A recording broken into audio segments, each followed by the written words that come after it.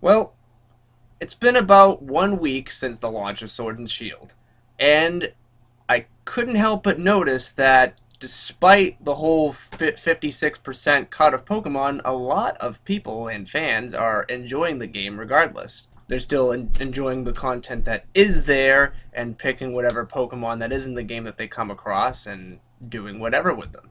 However, that is not the case with everyone, including myself, who feel like some of our favorites have kind of got the shaft, like they're not really important anymore.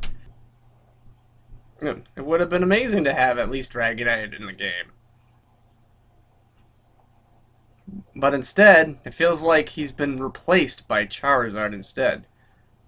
Who, as the Pokemon Company figured, oh, everyone likes Charizard more, so we're not going to have two Gen 1 dragons in the same game, and that's why he wasn't in it.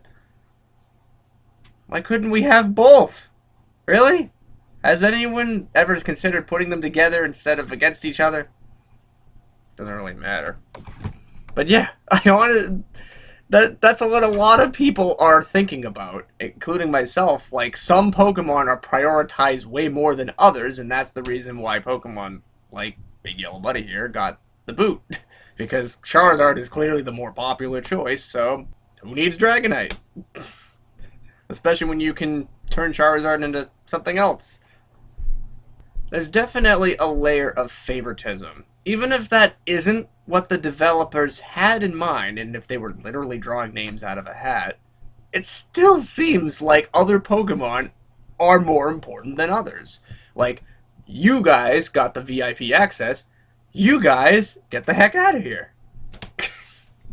It just sucks. I mean, I don't care who you are. If you did get a favorite Pokemon cut of any kind, you must feel some sort of disappointment. Even a tiny bit. Because of course, why not have your favorite in there? By not doing so, not only can you not battle with them, or go into tournaments with them, or can't even go camping with them or anything, you can't do any of those features. Like when you see someone playing with Vileplume, and Vileplume looks freaking adorable, and you think, well, hey, I wonder how my Dragonite would react to the toy, or catching a ball, or eating curry. You will never know, because he's not programmed in the game. It just, honestly, it does hurt. I did mention that it's great to not have him in it because of the whole changing forms thing, and he didn't get a Galarian form or anything. And I didn't let it get to me at first, but then, like, the more I watched stuff on the game, and then I'm thinking, yeah, you know what? I do feel a little bit jealous. I'm not gonna lie. Because I'm very curious to know how my Pokemon would react in the game, whether it's battling or playing or whatever, but you'll never know because they're not programmed, and that's a damn shame. And also the fact that purposely they're not putting any more Pokemon in the game. It's just you're literally choosing those specific Pokemon to be completely absent and obsolete for an entire year, if not more. Like they mentioned, the National Dex is not coming back, so the Pokemon that are not programmed into the game, they're pretty much non-existent. And that's one thing I've been thinking about as well. If somebody who is playing the game, it's either their first Pokemon game or first Pokemon game in a while, or they're just a casual and don't really notice all the entire roster, what's going to happen with the 400 plus Pokemon that are cut? Are they going to be literally pushed back so far that they're going to be pretty much forgotten by most? Are they even going to be acknowledged by anybody?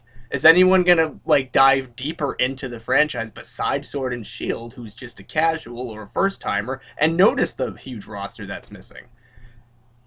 It's kind of scary to think about, knowing that some Pokemon, including my own favorites, might not be existent until the next installment or whenever Game Freak and the Pokemon Company decide to put them in another game. That's not something that I approve of, and it's definitely something that could really hurt the fandom of certain Pokemon if you think about it. There will be still, yes, no matter what, I'll still be a Dragonite fan. I mean, I have, what, 5 plushes of them now? So, obviously, it's not like he'll be permanently gone. Obviously, there's the previous games he was in, and obviously Let's Go. But still, if everyone's focusing on the new stuff and only the stuff moving forward, for now, Dragonite is non-existent anymore. He's gone. So, will there be fan art of him? Will there be merchandise of him? Will there be trading cards of him? Do I literally have to take a whole year off of expecting any Dragonite content because he's just not in Sword and Shield?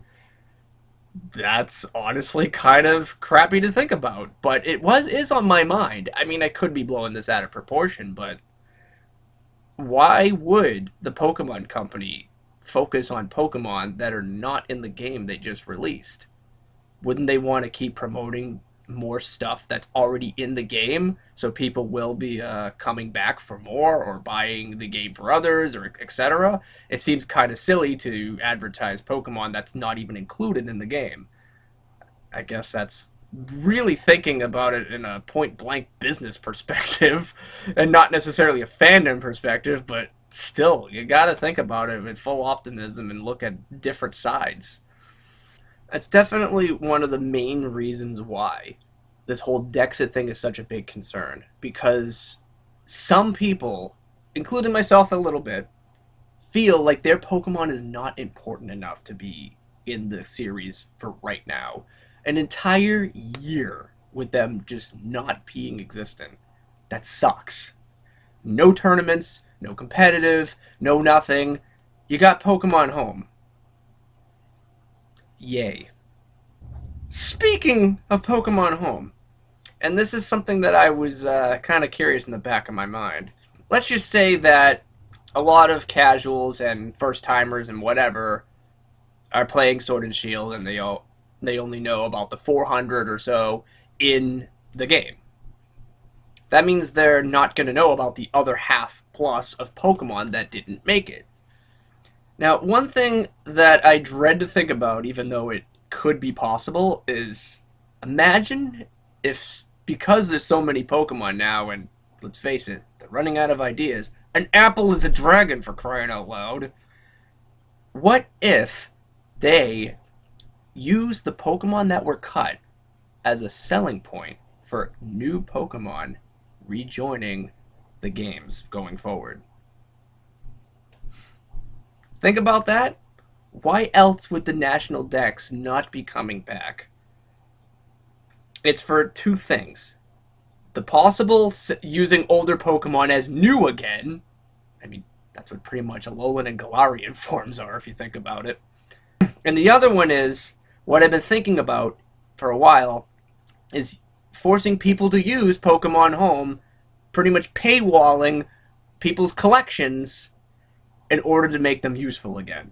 So not only are you blatantly lying to newcomers about, hey, this is new Pokemon because you haven't seen it yet, but then with the whole hardcore fans, you're pretty much telling them, wait, you can't use that yet until you pay a few monthly subscriptions, and then maybe we'll talk. I know I'm looking at it very negatively, but I've noticed the trends with the Pokemon Company lately, especially with going back at the first constructive criticism video that I made. That whole $26 million in a week that they made off of Pokemon Masters says a lot. The Pokemon Company and Game Freak do not have to put a high quality game together in order to sell millions. And that's scary. There are so many people with the mindset that, oh, I'm a good Pokemon fan, so I buy the game no matter what, or I'm going to support this no matter what because I'm a good Pokemon fan.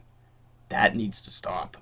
Or else more dex cuts and more stuff cut from the game, or reselling it back, is gonna keep happening. I don't want that to happen, and I know many of you don't. To newcomers of Sword and Shield, hey, you haven't seen this Pokemon yet. He's new. Buy him. I do not want a price tag on one of my favorites. Thank you. And nobody does. But who's to say where this franchise is going? Considering that Sword and Shield sold unbelievably well, and that irks me, I'm not gonna lie. It's not a bad game, but it's just, I fear with the whole franchise and people-specific Pokemon being cut off or not as important as others. I don't want them to be important when it's financially beneficial for the Pokemon Company. Yes, it is their IPs and shit. They can do what they want, but that's still incredibly scummy. Nobody wants to see that. But at the very least, I guess we have the previous titles for now to fall back on. Maybe the Pokemon Company and Game Freak don't give a shit about these 400 Pokemon that they cut for now. But at least Will still, I'll love him forever.